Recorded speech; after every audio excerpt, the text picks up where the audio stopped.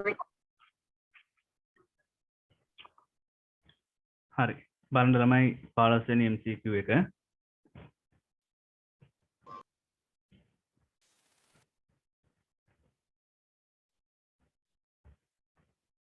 15 වෙනි MCQ එක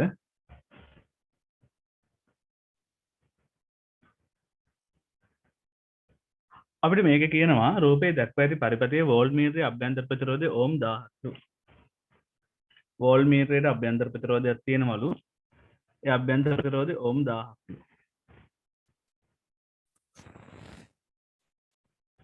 ස්විචය වසා ඇති විට ඒ කියන්නේ වෝල්ට්මීටරය මෙතනට සම්බන්ධ කරලා තියෙන වෙලාවේදී වෝල්ට්මීටර පාඨාංකය වෝල්ට් 4යිලු. එතකොට මෙන්න මේ විභවාන්තරය වෝල්ට් 4යි. 4යි වෝල්ට්. අපෙන් අහන්නේ R ප්‍රතිරෝධය අගය. මේ බලන්න. මෙයා 4යි වෝල්ට් නම් මම මෙන්න මේ දෙන්නගේ සමකයේ R නෝට් කියලා හිතන්න. ඒ සමකයේ හරහා විභවාන්තරනේ 4යි වෝල්ට් කියන්නේ. මෙන්න මේ සමකයේ R නෝට් කියලා හිතන්න. මුළු විභවාන්තරය 10යි. එහෙනම් මෙතනට 4ක් යනවා නම් මෙන්න මේ 10 ඕම්ට යන ඇත්තේ ඉතුරු 6 නේද? ඉතුරු 6 නේද? හරිද? මම ඔය 10 ඕම් ගැන හිතලා මම ඔය තියෙන 10 ඕම් ගැන හිතලා උඩ තියෙන V සමාන යනොත් විඳ වේ 6000i කියන එකකින්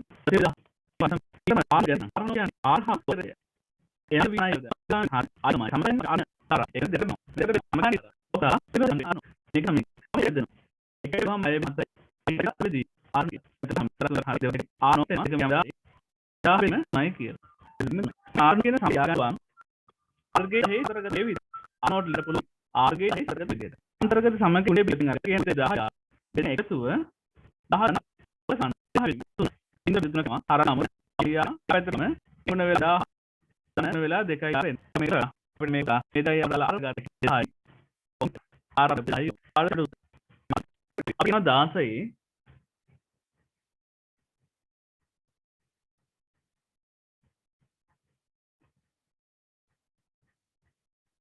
සමාන දිගවලින් යොත් A සහ B කම්බි දෙකක යම් මාපාංක YA YB අතර අනුපාතය 3ට 2යිලු. යම් මාපාංක අතර අනුපාතය 3ට 2යි. හරිද? A කියන්නේ වම් පැත්තේ කම්බියනේ. B කියන්නේ දකුණු පැත්තේ කම්බිය. යම් මාපාංක අතර අනුපාතය 3ට 2යි. එහෙනම් මේ මෙයාගේ යම් මාපාංකේ 3යි y නම් මෙයාගේ යම් මාපාංකේ 2යි y කියලා අපිට හිතුව හැකියි. අනුපාතය 3ට 2ක් නිසා. ඊළඟට හරස්කඩ වර්ගඵල අතර අනුපාතය 2ට 1යිලු. එහෙනම් මෙයාගේ වර්ගඵලය 2යි a නම් මෙයාගේ වර්ගඵලය a 2ට 1යි. අපි අනුපාත ඔහම දාගමු. a හා b කෙලවර පහළ කෙලවරට සම්බන්ධ කර ඇති CD සැහැල්ලු දණ්ඩක G ලක්ෂයෙන් W භාරයක් එල්ලුවාම දණ්ඩ CD දණ්ඩ තිරස්ස තියෙනවලු. මේ CD දණ්ඩ තිරස් කියන එකේ තේරුම CD දණ්ඩ තිරස් කියන එකේ තේරුම ඒකේ තේරුම ඔය AB විතති දෙක AB කම්බිවල විතති සමානයි කියන එක. කියන්නේ ආරම්භක දිගත් සමාන තන්තු දෙකක් මේ දණ්ඩ තිරස් වෙනවා කියන්නේ මේ දෙන්නම එකම ප්‍රමාණය ඇදිලානේ. කවුරු හරි එක්කෙනෙක් වැඩිපුර ඇදුනොත් දණ්ඩ තිරස් වෙන්නේ නැහැ. එහෙනම් මේගොල්ලන්ගේ විතති සමානයි. මම එහෙනම් E කියලා අරගන්නම්. විතති. අපෙන් අහන්නේ CG සහ GD අතර අනුපාතය. මම මේ CG දුර x කියලා හිතන්නම්, මේ දුර y කියලා හිතන්නම්. අපෙන් අහන්නේ x ට y අනුපාතය. x ට y අනුපාතය. අපි මෙහෙම අරගමු. මුලින්ම මෙන්න මෙතන ඇති වෙන ආතති බලය F1 හොයාගමු. ඊට පස්සේ මෙතන ඇති වෙන ආතති බලය F2 හොයාගමු හොක්ස් නියමේ දාලා. අපි දන්නවා හොක්ස් නියමේ F බෙදීම A සමානයි y වතාවක් E බෙදීම L. එහෙනම් මට මෙතනින් F ව උක්ත කරගන්න පුළුවන් F සමානයි AY E බෙදීම L කියලා. එහෙනම් පළවෙනියට F1 සමානයි වර්ගඵලය 2A යම් මාපාංකය 3y විතතිය e බෙදීම l. දෙවෙනියාගේ f2 සමානයි වර්ගඵලය a යම් මාපාංකය 2y විතතිය e බෙදීම l. මම මේ දෙක බෙදුවොත් f1 f2 ගෙන් බෙදුවොත් a ට a y ට y e ට e l ට l කැපිලා මෙතන ඉතුරු වෙනවා උඩ 2 ගුණ කිරීම 3ක් යට ඉතුරු වෙනවා 2ක්. එහෙනම් fa f1 බෙදීම f2 අතර අනුපාතය 2ට 2 කැපිලා ගිහිල්ලා 3යි. එහෙනම් මට මෙතනින් අරගන්න පුළුවන් f1 සමානයි 3යි f2 කියලා. අපිට මේක ඉස්සරහට ඕනි වෙයි. f1 සමානයි 3යි f2. ඊළඟට අපි මේ දුරවල් අතර අනුපාත හොයාගන්න g ලක්ෂය වටේ ගූර්ණ දාමු. මොකද එතකොට w ගේ ගූර්ණ එන්නේ නැහැ. g වටේ ගූර්ණ දාද්දී w ගේ ගූර්ණ එන්නේ නැහැ. මේ පද්ධතිය සමතුලිතයි. එහෙනම් g වටේ ගූර්ණ දානකොට ගූර්ණ සමතුලිත වෙන්න ඕන. ඒ කියන්නේ සංප්‍රයුක්ත ගූර්ණේ බිඳුවයි. g වටේ දක්ෂිනාවර්ත ගූර්ණයක් ඇති කරනවා f1 ගෙන් ඒක f1 වතාවක් x වාමාවර්ත ගූර්ණයක් තියෙනවා f2 ගෙන් එහෙනම් ඒක ඍණ f2 වතාවක් y. ඕක සමානයි බිඳුවයි. මේ ඍණ පදේ එහාට දාන්න. එතකොට f1 x සමානයි f2 y කියලා එනවා. f1 ට දාන්න පුළුවන් 3යි f2 වතාවක් x සමානයි f2 වතාවක් y. f2 ට f2 කැපිලා ගිහිල්ලා x බෙදීම y අනුපාතය එන්නේ 1ට 3යි කියලා. එහෙනම් අපෙන් අහන්නේ x ට y අනුපාතනේ. එහෙනම් ඒක 1ට 3යි. ඒක 1ට 3යි. උත්තරේ ගන්න වෙන්නේ 1ට 3 16ට දෙවෙනි උත්තරේ. 16ට දෙවෙනි උත්තරේ.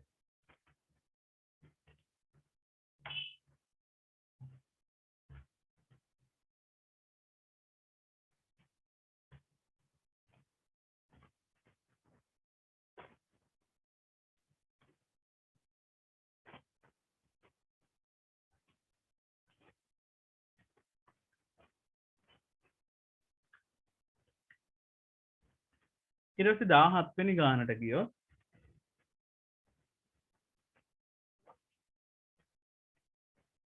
17 වෙනි ගානේ අපිට කියනවා අරය කැපිටල් R වෙච්ච තුනී ලෝහ තහඩුවක් නූලකින් එල්ලලා තියෙනවලු.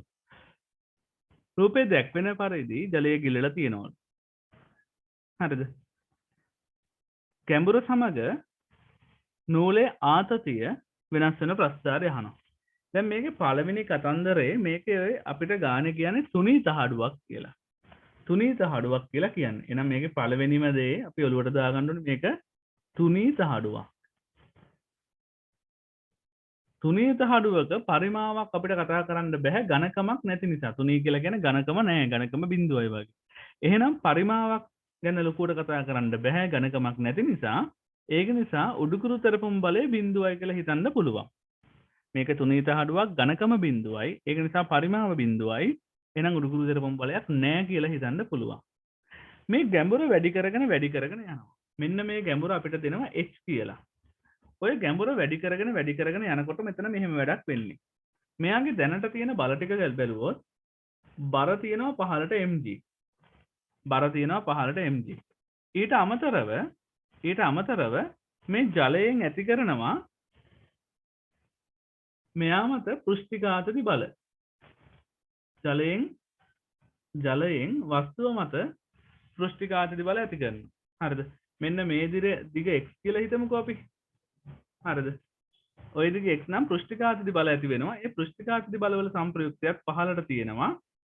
එක පැත්තකින් xt ඔයා දන්නවා පෘෂ්ඨිඝාතති බලය එන්නේ tl කියලා. එහෙනම් දිග x නම් xt ඔය වගේ පෘෂ්ඨ දෙකක් ඉන්නවා.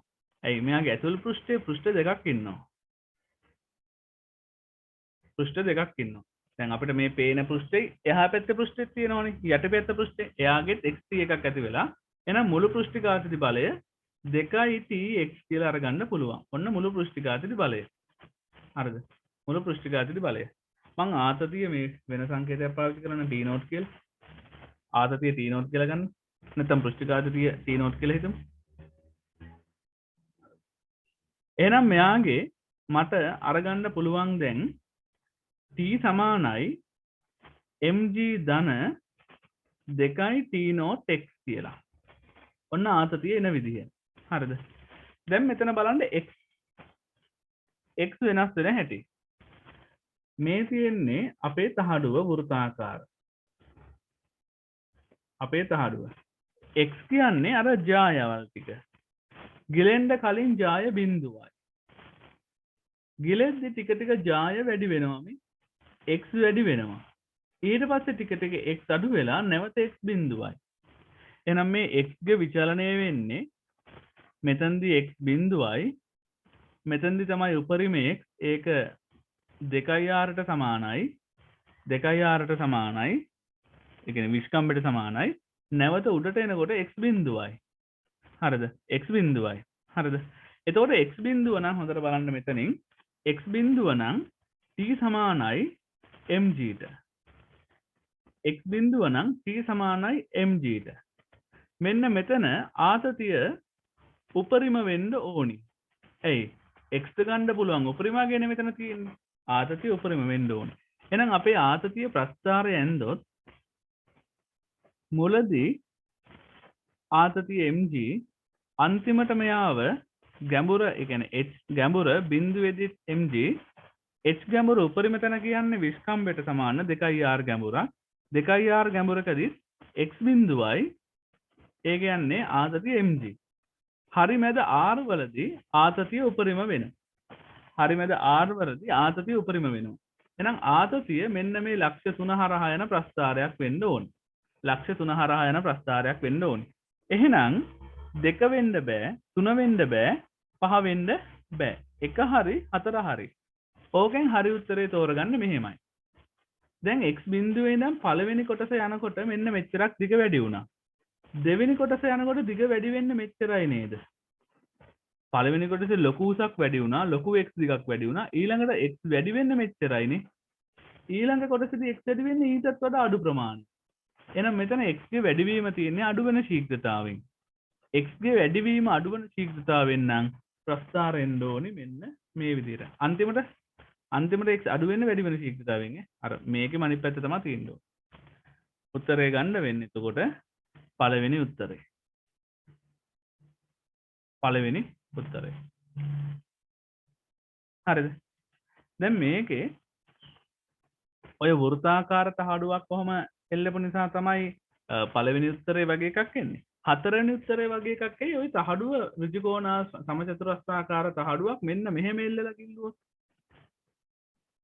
අන්න එහෙම එල්ලලා කිල්ලුවොත් ඕගලන්ට හතරවෙනි උත්තරේ වගේ එකක් එයි. හරිද? එතන මෙන්න මෙහෙම තහඩුවක් නම් ගිල්ලන්නේ. එතකොට මෙයාගේ ආතතිය ප්‍රස්ථාරය එන්නේ හතරවෙනි උත්තරයට වගේ. මෙහෙම තහඩුවක් නම් ගිල්ලන්නේ එයාගේ ආතතිය ප්‍රස්ථාරය මෙන්න මේ වගේ හතරවෙනි උත්තරේ වගේ ප්‍රස්ථාරයක් එනවා.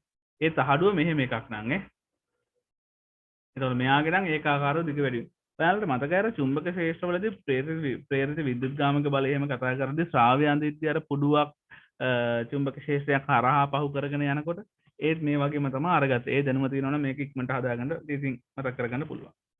කොහොම හරි 14 උත්තරේ 1. ඊට පස්සේ 18ට ගියොත්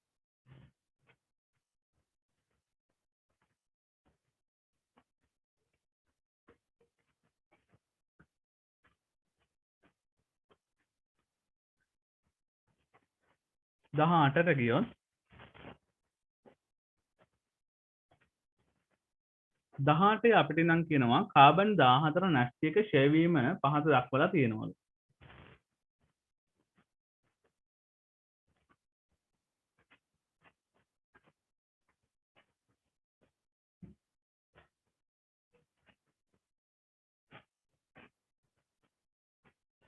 කාබන් 14 නැස්තියක ක්ෂය වීම පහත දක්වලා තියෙනවලු. ඒකේ ක්ෂය වීම අපිට දෙනවා කාබන් 6014 ක්ෂය වෙලා නයිට්‍රජන් 7 14 වෙනවා ධන x කියලා එකක් විමෝචනය වෙනවා. අපෙන් අහනවා x විය හැක්කේ. මේ බලන්න. මෙයාගේ ස්කන්ධ ක්‍රමාංකය වෙනස් වෙලාද? ස්කන්ධ ක්‍රමාංකය වෙනස් වෙලා නැහැ. ස්කන්ධ ක්‍රමාංකය වෙනස් වෙලා නැහැ. මතක තියාගන්න ඇල්ෆා විමෝචනයක් නම් ඇල්ෆා විමෝචනයකදී නම් ස්කන්ධ ක්‍රමාංකය 4ක් අඩු වෙනවා පරමාණු ක්‍රමාංකයේ 2ක් අඩු වෙනවා. එතකොට ස්කන්ධය අඩු වෙලා නැහැ කියන්නේ මේ x ඇල්ෆා නෙමෙයි. x කියන්නේ ඇල්ෆා නෙමෙයි. හරිද? x කියන්නේ ඇල්ෆා නෙමෙයි. හරිද? ඊට පස්සේ අපි දන්නවා බීටා ප්ලස්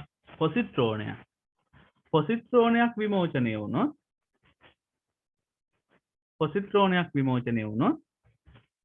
ස්කන්ධ ක්‍රමාංකය වෙනස් වෙන්නේ නැහැ නොවෙනස් පරමාණු ක්‍රමාංකය පොසිට්‍රෝනයක් විමෝචනය වුණොත් එකක් අඩු වෙනවා පරමාණු ක්‍රමාංක එකක් අඩු වෙනවා එහෙනම් මෙතන පරමාණු ක්‍රමාංක එකක් වැඩි වෙලා තියෙන්නේ එහෙනම් ඔය x කියන්නේ පොසිට්‍රෝනෙකුත් නෙමෙයි x කියන්නේ පොසිට්‍රෝනෙකුත් නෙමෙයි හරිද දැන් මේක පැහැදිලි නේ ඇල්ෆා කියන්නේ හීලියම් නැස් කියන්නේ හීලියම් නැස් කියන්නේ 4 2 එතකොට යා ඉගෙනවා කියන 4ක් අඩු වෙනවා යටින් 2ක් අඩු වෙනවා පොසිට්‍රෝනයක් කියලා බීටා ප්ලස් කියලා කියන්නේ බිඳුව ධන එක එතකොට ඔහම වෙන්නේ ඊට පස්සේ ඉලෙක්ට්‍රෝනයක් බීටා මයිනස් විමෝචනයක් වුණොත් මොකද වෙන්නේ ස්කන්ධ ක්‍රමාංකයේ නොවෙනස් පරමාණු ක්‍රමාංකය එකක් වැඩි වෙනවා මොකද බීටා මයිනස් කියලා කියන්නේ බිඳුව ඍණ 1 එතකොට ඍණ 1ක් අඩු වෙනවා කියන්නේ ඍණ 1ක් අඩු වෙනවා කියන්නේ ධන 1ක් වෙනවා කියන එකනේ එකක් වැඩි වෙනවා එහෙනම් ඒක හරි උත්තරේ x කියන්නේ බීටා මයිනස් උත්තරේ x කියන්නේ බීටා මයිනස් අංශය අපි සාමාන්‍යයෙන් කතා කරන්නේ බීටා අංශයක් කියලා. බීටා මයිනස් එක තමයි සාමාන්‍යයෙන් බීටා කියලා කියන්නේ බීටා ප්ලස් නම් අපි ඒක බීටා ප්ලස්ම කියලා කියනවා. සාමාන්‍යයෙන් බීටා කියලා කියන්නේ බීටා මයිනස්ම තමයි. බීටා කියලා කියන්නේ බීටා මයිනස්ම තමයි. ඊට උත්තරේ ගන්න වෙන්නේ 18ට 2.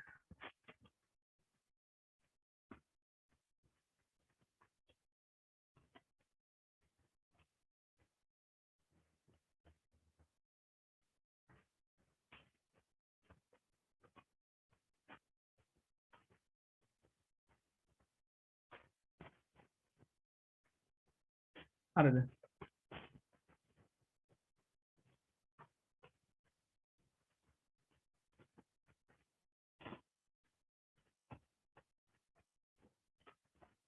ඊට පස්සේ 19ට ගියොත්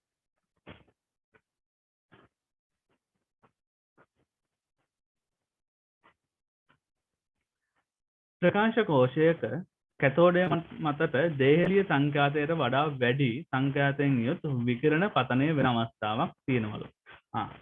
මේ පතනය වන විකිරණවල සංඛ්‍යාතය දේහලියාගේට වඩා වැඩි කියන්නේ ඉලෙක්ට්‍රෝන විමෝචනය වෙනවා.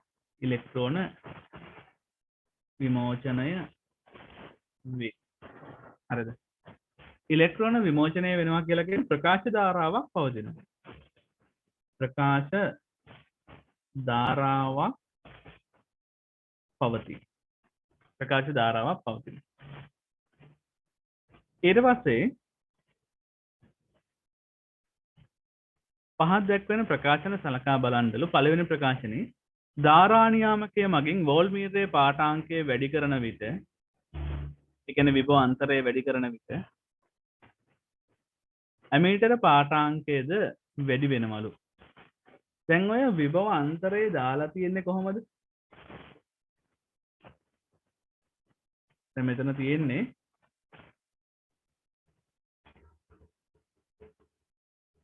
විභව අන්තරය අර ගැලවෙන ඉලෙක්ට්‍රෝන දකුණු පැත්තට ඇදෙන විදිහටනේ දාලා තියෙන්නේ. ඔයාලට මතක ඇති ප්‍රකාශ කෝෂයක VI ලාක්ෂණික අපි ප්‍රස්ථාරගත කරනවා. ඒ VI ලාක්ෂණිකයාවේ මෙන්න මෙහෙම. හරිද? ඔන්න ඔයගේ ප්‍රස්ථාරයක් ආවා. එතකොට ඔය ධාරා නියාමකයෙන් වෝල්ට්මීටර පාඨාංක වැඩි කරා කියලා දැන් ඕකේ නැඹුරුතාවය නැඹුරු කරලා තියෙන්නේ අර ධන පැත්තට හුරු වෙන්නේ. ඒතකොට ධාරානියාමකින් වෝල්ට්මීටර පාඨාංකය වැඩි කළා කියලා වැඩක් වෙන්නේ නැහැ. I දිගටම නියතයි. ප්‍රකාශ ධාරාව වෙනස් වෙන්නේ නැහැ. එහෙනම් පළවෙනි ප්‍රකාශනයේ වැරදි. ප්‍රකාශන තුනේ පළවෙනි ප්‍රකාශනයේ වැරදි. හරිද? එහෙනම් ඒ වැරදි. හරි. ඊට පස්සේ බීට ගියොත් පතිත වන විකිරණවල තීව්‍රතාවය වැඩි කරන විට ඇමීටර් පාඨාංකයද වැඩි වෙනවා. තීව්‍රතාවය කියන්නේ ෆෝටෝන ගාන. හරිද? නිකන් තීව්‍රතාවය කියලා දුන්නොත් ෆෝටෝන ගාන. එතකොට ෆෝටෝන ගාන වැඩි කරද්දී ඇමීටර පාඨාංකයද වැඩි වෙනවලු. ඒක හරිනේ. ඇයි? ෆෝටෝන ගාන වැඩි වෙද්දී ගැලවෙන ඉලෙක්ට්‍රෝන ගාන වැඩි වෙනවනේ. හිතන්නකෝ මෙහෙම. ප්‍රකාශ කැතෝඩයක් තියෙනවා. ඒකට විකිරණ දෙකක් එනවා නම් ඊළඟ අවස්ථාවේ විකිරණ හතරක් එනවා නම් හරිද? දෙකක් ආපු වෙලාවේ ගැලවෙ ඉලෙක්ට්‍රෝන දෙකයි. ඉලෙක්ට්‍රෝන දෙකකින් ධාරාව ඇති. හතරක් ආපු වෙලාවේදී ඉලෙක්ට්‍රෝන හතරක් ගැලවෙනවා. ඉලෙක්ට්‍රෝන හතරක් ගැලවෙනවා. එහෙනම් මේ වෙලාවේ ප්‍රකාශ ධාරාව I නම් මේ වෙලාවේ ප්‍රකාශ ධාරාව ආසන්න වශයෙන් 2i වෙනවා. ආසන්න වශයෙන් 2i වෙනවා. හරිද? ඒතකොට ධාරාව වැඩි වෙන්නේ ෆෝටෝන ගාන වැඩි වෙද්දී. එහෙනම් ෆෝටෝන ගාන වැඩි වෙනකොට ධාරාව වැඩි වෙනවා. එහෙනම් ওই B ප්‍රකාශනේ හරි. තීව්‍රතාවය වැඩි කරන විට ප්‍රකාශ ධාරාව වැඩි වෙනවා. මීටර පාඨාංක වැඩි වෙනවා. එහෙනම් මේකේ තේරුම B ප්‍රකාශනේ හරි. B නිවැරදි. ඊට ගියොත් කෝෂය ඉවත් කළද ඇමීටර පාඨාංකයක් පෙන්눔 කරනවා. ඒකත් හරිනේ මේ. කෝෂය නොතිබ්බා කියන්නේ කෝෂය ඉවත් කරනවා කියන්නේ V බිඳුව කරනවානේ. මේ බලන්න මේ. V සමානයි බිඳුවේදී. කෝෂය ඉවත් කරනවා කියන්නේ V බිඳුව කරනවා. කෝෂය නැහැ. V සමානයි බිඳුව කියන්නේ කෝෂය නැහැ. කෝෂය නැති වුණා I පැවතුණා. I පැවතුණා. ඇයි මේ ධාරාව තිබුණේ? කෝෂය නැති වුණත් නෙමෙයි. කෝෂය ඍණ වුණා ධාරාව යම් තාක් දුරට වෙනකන් තිබ්බ නැවතුම් විභවයට වෙනවා. නැවතුම් විභවයට වෙනකන් ධාරාව අඩු වෙවි කොටසක් හරි තිබුණා කෝෂය ඍණ වුණා. ඒතර කෝෂය නැති වුණා ප්‍රකාශ ධාරාවක් පවතිනවා. I පවතිනවා. එහෙනම් කෝෂය ඉවත් කළ විටද ඇමීටර පාඨාංකයක් පෙන්눔 කරයි කියන එක හරි. C නිවැරදි. C නිවැරදි. උත්තරේ ගන්න වෙන්නේ B සහ C පමණක් සත්‍යයි කියලා. උත්තරේ 19ට 5. උත්තරේ 19ට 5. ඊට පස්සේ අපි 20ට ගියොත්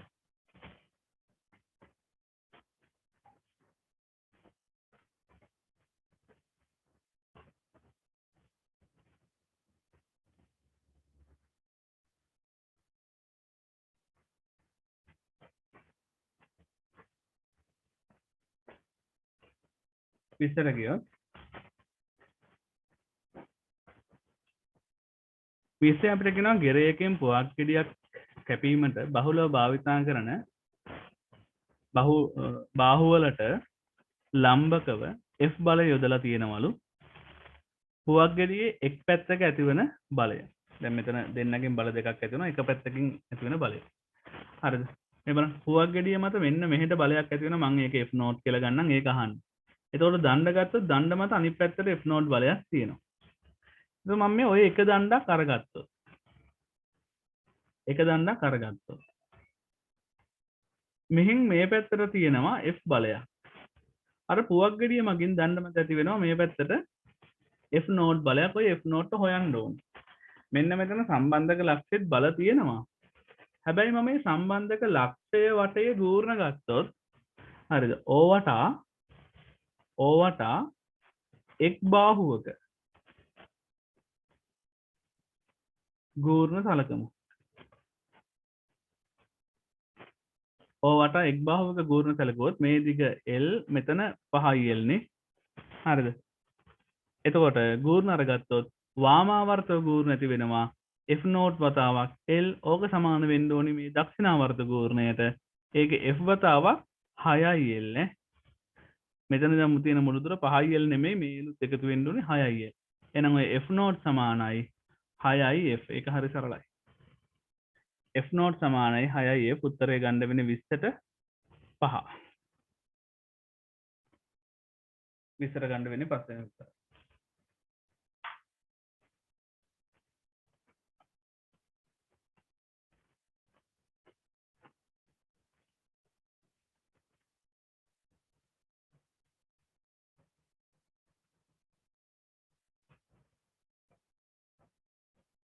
ඊට පස්සේ අපි 21 වෙනි ගානටත් ඔහොමම යන්.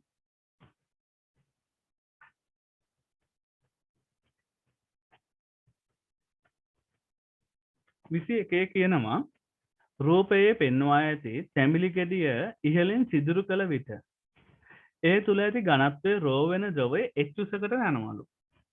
මේ ඝනත්වයේ රෝ වෙච්ච ද්‍රවයේ ඝනත්වයේ රෝ කියලා කියනවා h උසකට යනවලු. හරිද? එම ද්‍රවයේ දෘෂ්ටාවී නොවන අසම්පීඩ තරලයක් ලෙස සැලකූ විට සිදුරු කිරීමට ප්‍රථම තැඹිලි ගෙඩිය තුල පීඩනය වායුගෝල පීඩනයට වඩා කොච්චර වැඩිද කියලා අහන්නේ. මේ බලන්න. අපෙන් අහන්නේ අපි හිතුවොත් තැඹිලි ගෙඩිය ඇතුලේ පීඩනය p කියලා වායුගෝල පීඩනය ϕ කියලා අපෙන් අහන්නේ මේ p ϕට වඩා කොච්චර වැඩිද කියලා. ඒ කියන්නේ පීඩන ϕ කියන අන්තරය අහන්නේ. මේක හරි සරලයි.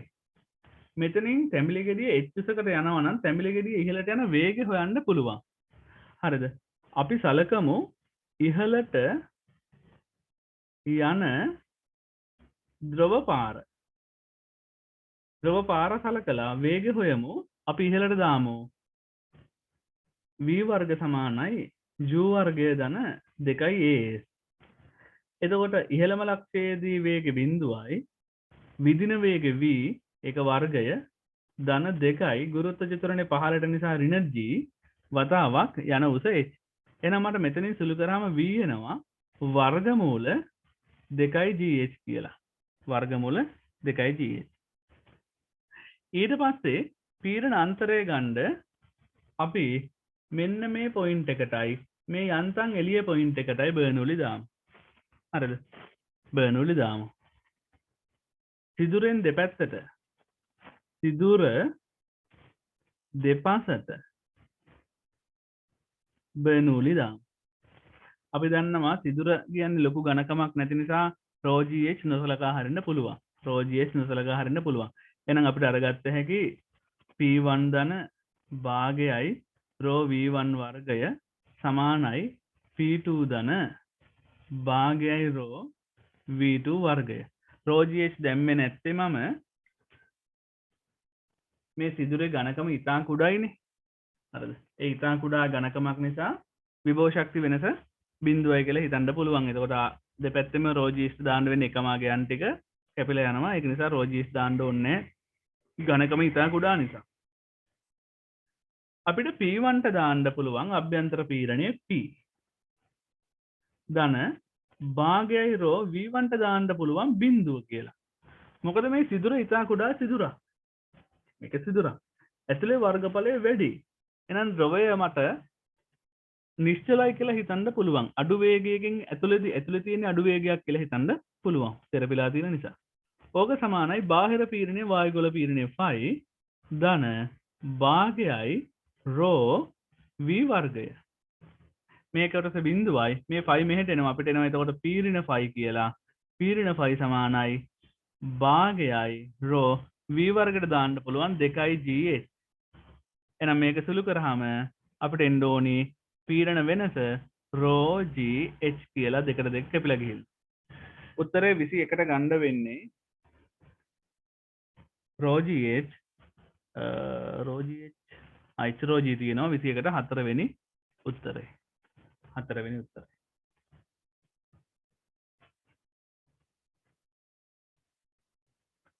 ඊට පස්සේ ඔහොමම බලන්න 22 වෙනි ගාන.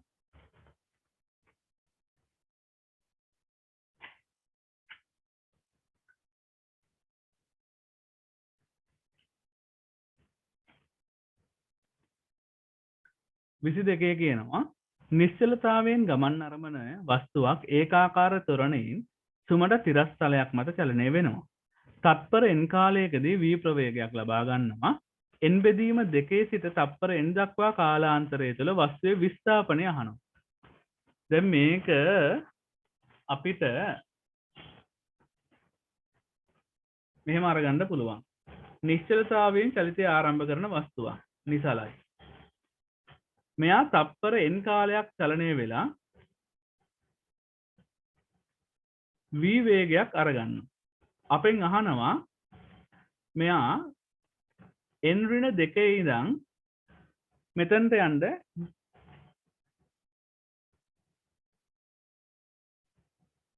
ගත කරපු විස්ථාපනය කීයද කියලා. හරිද? මට මේක හොයන්න පුළුවන්. මෙන්න මේ මුළු විස්ථාපනය x හොයලා මේ විස්ථාපනය y හොයලා හරිද? ඒ විස්ථාපනය y හොයලා ඒ දෙන්න අතර වෙනස ගත්තා නම් හරිද? මට x හර ලේසියෙන් අරගන්න පුළුවන්. අපි කාලය දන්නවා, වේග දෙක දන්නවා, විස්ථාපනය හොයන්න අපි දාමු කෙලින්ම පළවෙනි කොටසට තිරස්ස දකුණට s සමානයි u ධන v බෙදීම දෙවාරයක් t. එහෙනම් මට x විස්ථාපනය අරගත්ත හැකි u ට බිඳුව අවසාන වේගය v බෙදීම 2යි කාලය n. එහෙනම් x විස්ථාපනය එනවා කීයද? vn බෙදීම 2යි. vn බෙදීම 2යි. ඊට පස්සේ මට y හොයාගන්න තිබ්බා මෙයාගේ ත්වරණය හරි මෙන්න මෙතන වේගය හරි හොයාගත්තා නම් අපි මෙතන වේගය හොයාගෙන ඉමු. මම ඒක v නෝට් කියලා හිතන්න. v නෝට් වේගය හොයාගෙන ඉමු. v නෝට් වේගය අරගත්ත හැකි මෙහෙම. නැත්තම් ත්වරණය හොයාගෙන ඉමු. ත්වරණය a කියලා අරගමු. ත්වරණය අරගෙන ඊට පස්සේ ජල සමීකරණයක් දාමු. ත්වරණය අරගන්න පුළුවන්. මම මෙයාට දානවා අර උඩ චලිතෙටම v සමානයි u ධන at. v සමානයි u බිඳුවයි ත්වරණ a කාලය n. එහෙනම් ත්වරණය එනවා කීයද? v බෙදීම n කියලා. ඔන්න ත්වරණය. එහෙනම් මට අර දෙවෙනි චලිතයේ සලකලා විස්ථාපනය අරගත්ත හැකි. දැන් ත්වරණය දන්නවා, කාලය දන්නවා, ආරම්භක වේගය දන්නවා. එහෙනම් එයාට දාමු තිරස්ස දකුණට s සමානයි ut ධන භාගයයි at වර්ගය. s දාන්න වෙන්නේ y, ut බිඳුවයි භාගයයි ත්වරණය කියන්නේ v බෙදීම n වතාවක් n ඍණ 2 වර්ගය. එහෙනම් මෙතන y විස්ථාපනය එනවා v බෙදීම 2n වතාවක් n ඍණ 2 සම්පූර්ණ වර්ගය කියලා. n ඍණ 2 සම්පූර්ණ වර්ගය කියලා. එහෙනම් අපිට අන්තිම තත්පර දෙක ඇතුලේ ගිය දුර අරගන්න පුළුවන් x ඍණ y. x ඍණ y අරගත්ත හැකි. x දාන්න වෙන්නේ vn බෙදීම 2යි.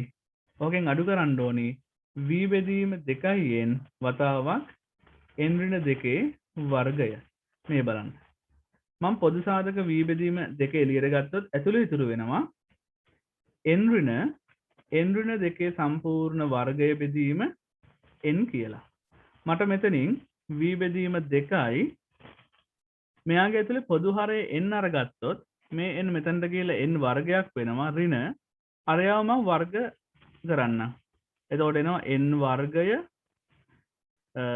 ඍණ 2යි 4යි එන්නේ මේ දෙන්නගේ ගුණය තේ දෙගුණේ 4යි n ධන 4 කියලා. හරිද?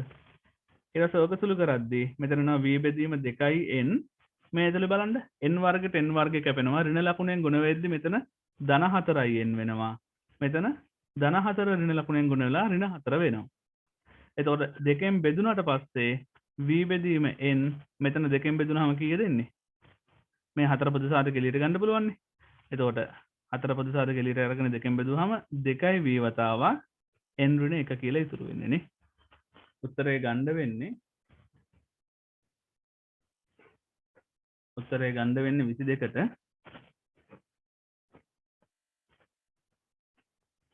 4 නේ. 22ට 4 වෙනි උත්තරය.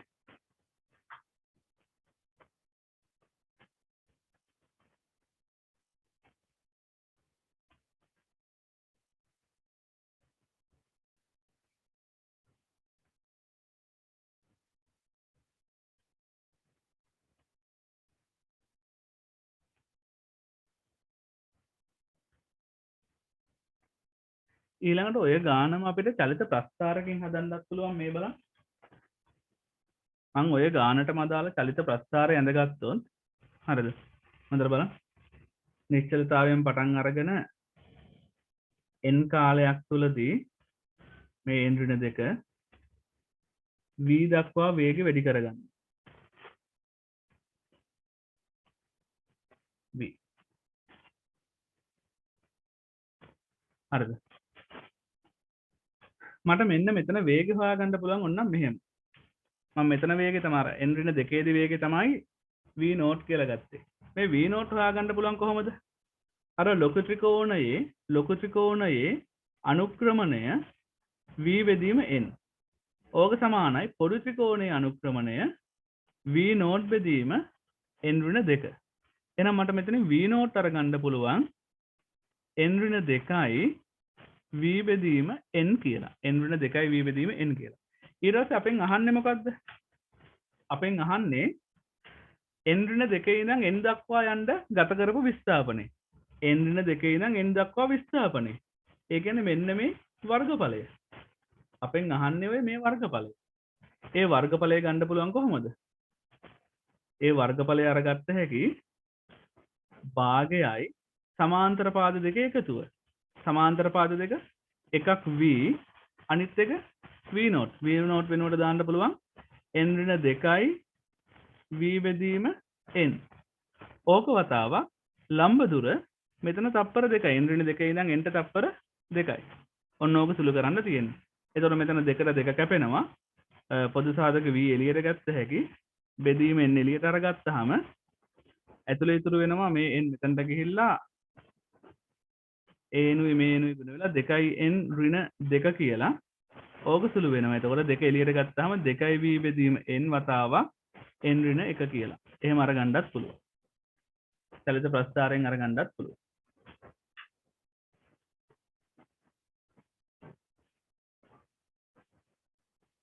හරි.